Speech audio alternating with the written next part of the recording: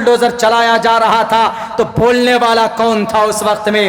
اس وقت رے مولانا چپ چاپ رہو نا، مصلحت کا تقاضا یہی ہے۔ مصلحت کرتے کرتے ان کے بلڈوزر ہمارے مساجد تک پہنچ گئے۔ ہم مصلحت کی چادر اوڑھ کر بزدلی کو پیش نہیں کر سکتے ہیں۔ ہم چلے جائیں گے اس دنیا سے، لیکن ظالم کو ظالم کہہ کر جائیں گے۔ یو آر کرول پرسن، تم ظالم تھے، تم ظالم ہو، بے اللیگل طریقے پر، غیر قانونی طریقے پر ہمارے مساجد کے اوپر تم نے قبضہ کیے، ہمارے مائنورٹیز کو تم نے جیل کے اندر ڈالا۔ یہ بات کہہ کر جاؤں گا تاکہ کل قیامت میں اللہ کو کہہ سکوں کہ اللہ آپ نے قرآن میں کہا تھا کہ ظالموں کی کبھی طرفداری مت کرنا، وَلَا تَرْكَنُوا إِلَى الَّذِينَ ظَلَمُوا۔ اے اللہ میں بول کر آیا ہوں، آپ کے نبی کی حدیث پر عمل کر کے آیا ہوں، کلمۃ حق عند سلطان جائر، RSS کے سامنے حق بات بول کر آیا ہوں، بجرنگ دل کو چیلنج کر کے آیا ہوں۔ اے اللہ میرے صدقے میں میری معاف کروا، میری بخشش کروا دے۔ ہو سکتا ہے کل قیامت میں گردن اونچی کر کے یہ بات میں کہہ سکوں، آپ کہہ سکیں۔ اس پر جب عمل ہوگا تبھی تو وہاں پر یثرب میں ایک عالم ہوں گے، وہ عالم نکلیں گے، دجال کے چیلوں سے کہیں گے کہ دجال کہاں؟ دجال کا چیلا کہے گا کہ تو بڑا بدتمیز لگ رہا ہے۔ انہوں نے کہا کہ میں تمہارے صاحب سے ملنا چاہتا ہوں، میں تمہارے پی ایم سے ملنا چاہتا ہوں۔ اچھا، وہ پی ایم صاحب کے پاس جائے گا دجال کے پاس، دجال کہے گا بلاؤ کون؟ وہ ایک عالم دین ہوں گے، دجال کے سامنے جا کر دیکھ کر فوراً پہچان کر کہیں گے تم ہی دجال ہو، اس میں کوئی شک نہیں۔ وہ پوچھے گا کیوں، میں کیوں دجال؟ انہوں نے کہا کہ ہمارے آخری نبی محمد رسول اللہ نے تمہارے کچھ صفات بیان کی، ان میں سے پہلی صفت اور پہلی نشانی یہ ہے کہ تمہارے ماتھے پر کافارہ لکھا ہوا، کفر لکھا ہوا، اور تم مسیح ہو۔ مسیح دائیں اس کی یہ آنکھ، مسیح دجال، آنکھ اس کی پوچھ دی گئی، یعنی اندھا بنا دیا گیا اس کو۔ تمہارے بال گھنگری والے وہی ہونا تم؟ وہ کہے گا کہ اچھا اس نے میرا اپمان کیا۔ دجال اپنے چیلوں کو کہے گا، اپنے چیلوں کو، اس آدمی نے، یہ مولانا عبداللہ میرے خلاف بولا، میرا اپمان کیا، مولانا عبداللہ کو چیر دو۔ آرے سے لا کر اس عالم دین کو بیچ سے چیر کر، ایسے دونوں ہاتھ سے ایسے پکڑ کر، اس ٹکڑے کو ادھر سے، اس ٹکڑے کو ادھر سے پکڑ کر ایسے دونوں طرف پھینک دیا جائے گا، الگ ہو جائیں گے۔ لوگوں کے بیچ میں ایک رعب طاری ہوگا، ڈریں گے اور سب کہیں گے کہ بھئی آپ ہی ہمارے خدا، ہمارے کھیت میں بارش آپ نے کیے، ہمارے ماں باپ کو آپ زندہ کرتے، ہم کو آپ پھل فروٹس دیتے ہیں، یقیناً آپ ہی خدا ہیں۔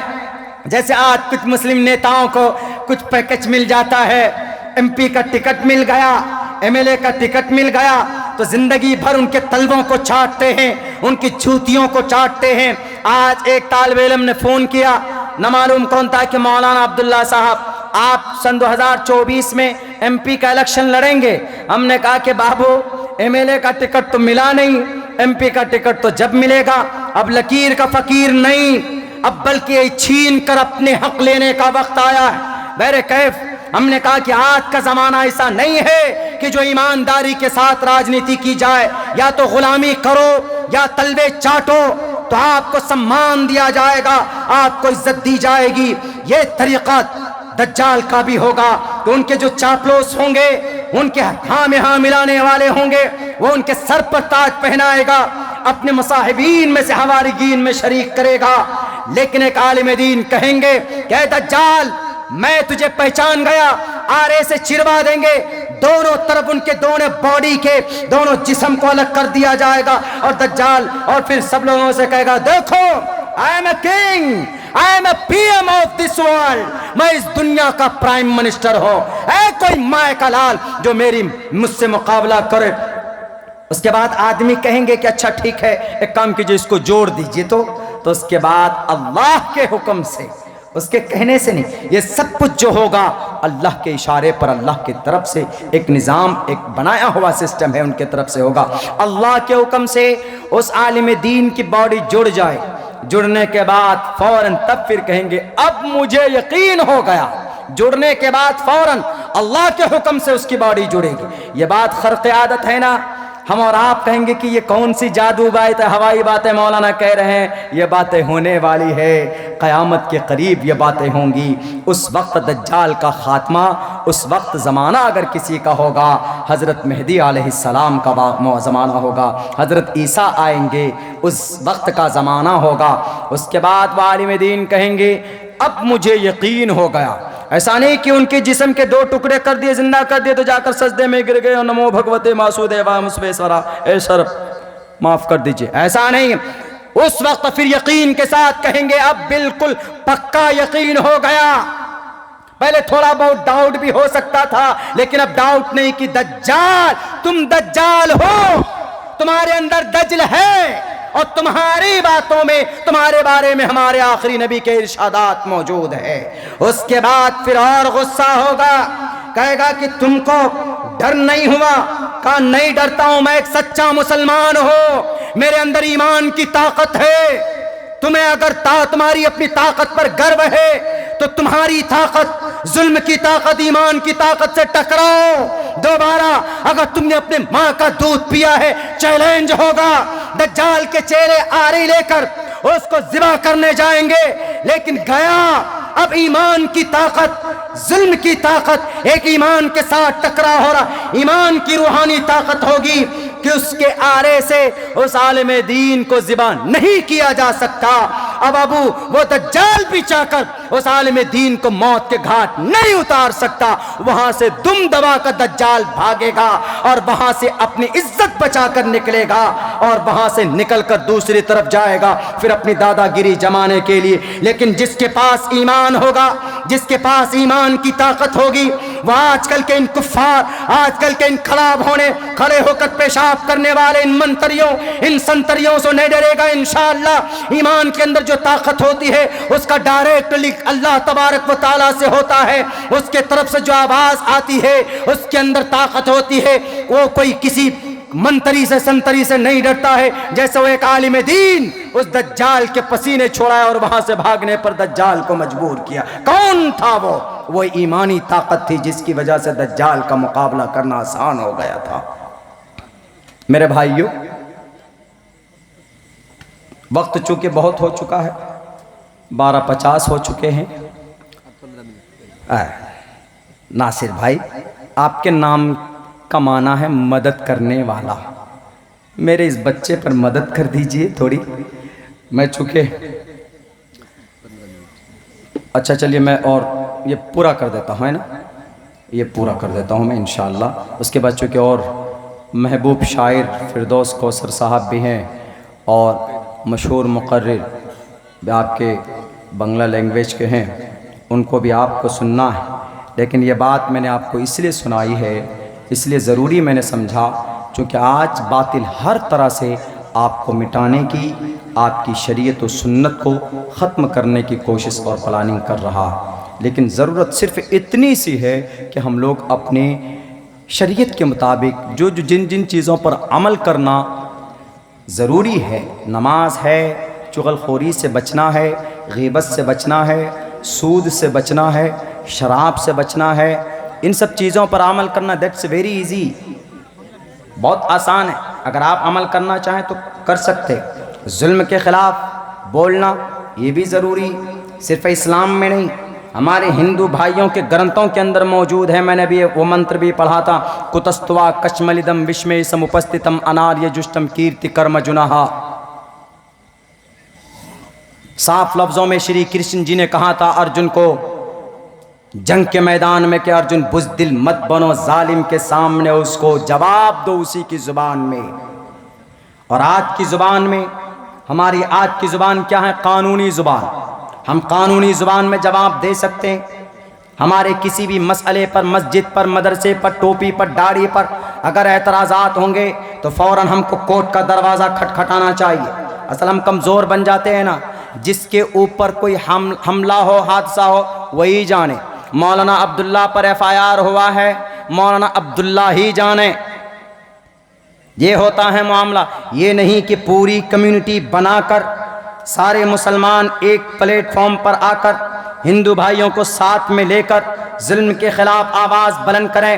ہندو بھائی کو بھی یہ پیغام میں دیتا ہوا آ رہا ہوں، یقیناً اگر آپ کو امن و امان پوری دنیا میں برقرار رکھنا ہے تو ظلم کے خلاف بولیے اور ظالم کو کیفر کردار تک پہنچائیے۔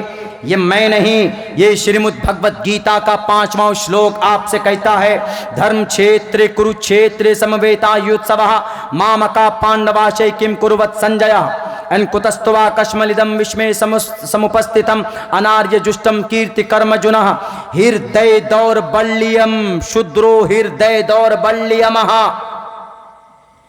1.5 آنکھ والے بابا بھی پڑھتے ہیں، کون؟ بابا رام دیو۔ کیا کہتے ہیں کہ ہمارے پتنجلی کا پروڈکٹ کھاؤ، طاقتور بنو۔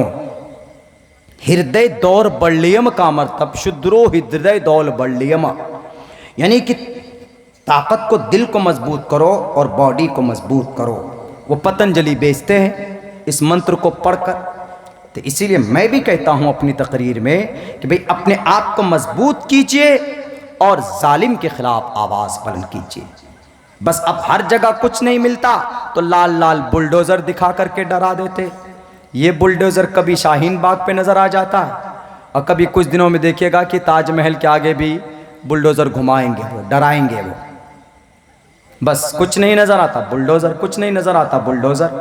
میرے بھائیوں، میرے مسلمانوں، اللہ کے نبی علیہ السلام کے ساتھ صحابہ کرام کی ایک لمبی فہرست اور صحابہ کرام کی ایک بڑی تعداد تھی۔ ان کو صحابہ کا درجہ اور مقام اس لیے ملا تھا چونکہ انہوں نے بہت محنت اور مشقت کر کے اسلام کے خاطر، اسلام کو سیکھنے اور جاننے کے لیے، ہم تک پہنچانے کے لیے بڑی قربانیاں پیش کی، بہت قربانیاں پیش کی۔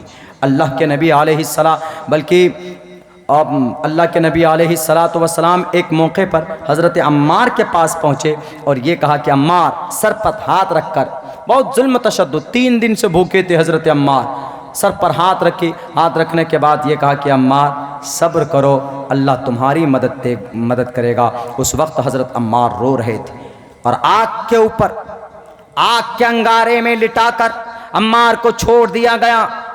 اللہ کے نبی علیہ السلام نے آگ کا آرڈر دیا کہ آگ ٹھنڈی ہو جا، جیسے ابراہیم کے اوپر ٹھنڈی ہوئی تھی ویسی ٹھنڈی ہو جا، تو وہ آگ ٹھنڈی ہو گئی۔ معمولی صحابہ پیسے نہیں کہ مقابلہ کر پائیں ان ترم خاں کے خلاف، لیکن پھر بھی انہوں نے اسلام کا، شریعت کا دامن نہیں چھوڑا۔ میرے مسلمانوں، تبھی تو جا کر اللہ تبارک و تعالیٰ نے ان کا نام بلند کیا کہ اے دنیا والو، نبی کے بعد اگر کسی کا مقام اور مرتبہ ہے تو وہ صحابہ کرام کا مقام و مرتبہ ہے۔ یہ کیسے ہیں؟ یہ آسمان میں ستارے کے مانند ہیں، اصحابی کالنجوم، ستاروں کے مانند۔ یوں ہی مت سمجھو صحابہ کو، خون بہتے ہیں، جنگ میں بھوکے ہیں، پیاسے ہیں، لاشیں تڑپ رہی ہے۔ اللہ کے نبی سے کہتے ہیں کہ اللہ کے نبی کہاں ہے متی نصر اللہ؟ ام حسبتم ان تدخلوا الجنہ، کرسی پر پیر میں پیر ڈال کر ہم سوچتے ہیں کہ جنت مل جائے گی۔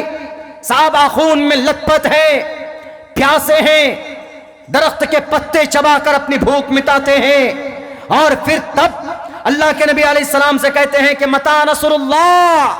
اللہ کے نبی کے طرف سے وحی، اللہ کے طرف سے اللہ کے نبی کو وحی کی جاتی، کہہ دیجئے کہ گھبراؤ مت، الا ان نصر اللہ قریب، انشاءاللہ تبارک و تعالی بہت جلدی تمہاری اللہ کی مدد تم تک پہنچنے والی ہے۔ تب جا کر فرشتوں کی مدد آتی ہے۔ لیکن ہم کیا سمجھتے ہیں کہ گھر پہ بیٹھ کر، نماز نہ پڑھ کر، روزہ نہ رکھ کر، عید کے دن ڈی جے بجا کر، موبائل میں فلمیں دیکھ کر اور صرف سیلفی کھینچ کر اور فیس بک میں جناب آئی ڈی چلا کر، فیس بک یوٹیوب میں جناب پیسے کما کر ہم جنت چلے جائیں گے؟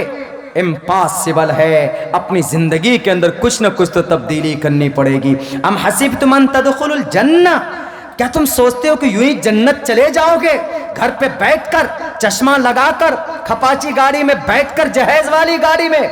ام حسبتم ان تدخلوا الجنہ ولما یاتکم مثل الذین خلوا من قبلکم، کیا تم نہیں دیکھتے ہو مستہم الباساء، خون میں نہائے ہوئے، والضراء، بھوکے ہیں، مستهم البأساء والضراء وزلزلوا حتى يقول الرسول، پریشانی میں ہلا دیے گئے، باسا والضراء، ساری پریشانیاں ان دونوں لفظوں کے اندر اللہ تبارک و تعالیٰ نے بیان کر دی۔ تب بولتے تھے، اتنی پریشانی آ جاتی تھی تب بولتے تھے اللہ کے نبی اللہ کی مدد کہاں آ رہی ہے، اللہ کی مدد دیکھنا چاہتا ہوں۔ تب اللہ کی مدد ایسے ہوئی کہ فرشتوں کو بھیج کر اللہ تبارک و تعالیٰ نے ان کی مدد کی۔ اور لیکن آج ہم لوگ نماز پڑھنے کے لیے نہیں جاتے اور پھر اللہ سے دعا کرتے ہیں یا اللہ ہمارے گھر میں خیر و برکت دے دے۔ اللہ کہتا ہے کہ نماز مقرر، نماز پڑھی تم نے؟ فجر کی نماز پڑھی نہیں، مغرب کی پڑھی نہیں، عشاء کی پڑھی نہیں، تو تم کو پریشانی آئی، میں تمہاری کیوں پریشانی مدد دور کروں؟ میرا تو نام لیتا ہی نہیں۔ پیسہ آ گیا تو ہو، ہمیشہ ایئر کنڈیشن گاڑی میں بیٹھے رہے تو کبھی تہجد کی نماز نہیں پڑھتے ہو۔ ہاں وہی جہیز اپاچی گاڑی مل گئی تو ارے اپاچی کھپاچی گاڑی میں بیٹھتے ہو تو کم سے کم دعا پڑھ لو، سبحان الذی سخر لنا ھذا وما كنا له مقرنین وانا الی ربنا لمنقلبون۔ ہمارے نوجوان جتنے بھی جن کو کھپاچی